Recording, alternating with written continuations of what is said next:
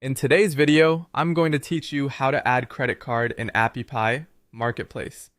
By the end, you'll know exactly where to go in your AppyPie dashboard to enable credit and debit card payments for your marketplace, and how to make sure those changes are saved correctly.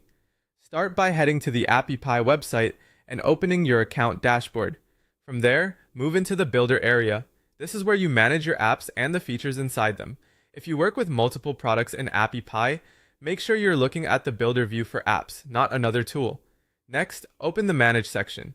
This is the central place where all your apps are listed. Find your store app, the one that uses the marketplace feature, and select it. Then choose Manage App to open its detailed controls and settings. Inside the Apps Builder window, look for the Multi-Vendor Marketplace feature and open it. That's the module that controls how your marketplace behaves, including product listings, vendors, and importantly for today, payment options. Once you're inside the Marketplace module, focus on the left-hand sidebar. That panel contains all the feature-level options you'll need. Click Settings to open the general configuration and then go directly to Payment Settings. This is where you decide which payment methods your customers can use at checkout. In the payment options, find the option labeled PayPal, Credit, thus Debit Card, and check the box to enable it.